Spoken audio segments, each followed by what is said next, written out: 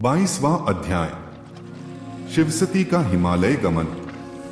कैलाश पर्वत पर श्री शिव और दक्ष कन्या सती के विविध विहारों का विस्तार से वर्णन करने के बाद ब्रह्मा जी ने कहा, नारद, एक दिन की बात है कि देवी सती भगवान शिव को प्रेम पूर्वक प्रणाम करके दोनों हाथ जोड़कर खड़ी हो गई। उन्हें चुपचाप खड़े देखकर भगवान शिव समझ गए कि देवी सती के मन में कुछ बात अवश्य है जिसे वह कहना चाह रही हैं। तब उन्होंने मुस्कुराकर देवी सती से पूछा कि हे प्राणवत्सला, कहिए आप क्या कहना चाहती हैं?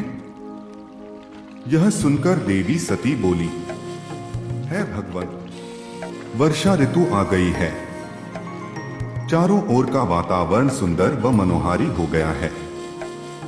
हे देवाधिदेव, मैं चाहती हूँ कि कुछ समय हम कैलाश पर्वत से दूर पृथ्वी पर या हिमालय पर्वत पर जाकर रहें। वर्षा काल के लिए हम किसी योग्य स्थान पर चले जाएं और कुछ समय वहीं निवास करें। देवी सती की यह प्रार्थना सुनकर भगवान शिव हंसने लगे।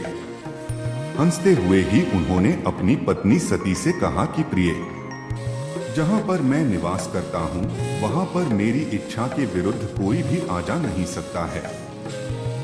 मेघ भी मेरी आज्ञा के बिना कैलाश पर्वत की ओर कभी नहीं आएंगे। वर्षा काल में भी मेघ सिर्फ नीचे की ओर ही घूमकर चले जाएंगे। हे प्रिय, तुम्हारी इच्छा के विरुद्ध कोई भी तुम्हें परेशान नहीं कर सकता। फिर भी यदि आप चाहती हैं तो हम हिमालय पर्वत पर चलते हैं। तत्पश्चात भगवान शिव अपनी पत्नी सती के साथ हिमालय पर चले गए। कुछ समय वहां प्रसन्नतापूर्वक विहार करने के पश्चात वे पुनः अपने निवास पर लौट आए।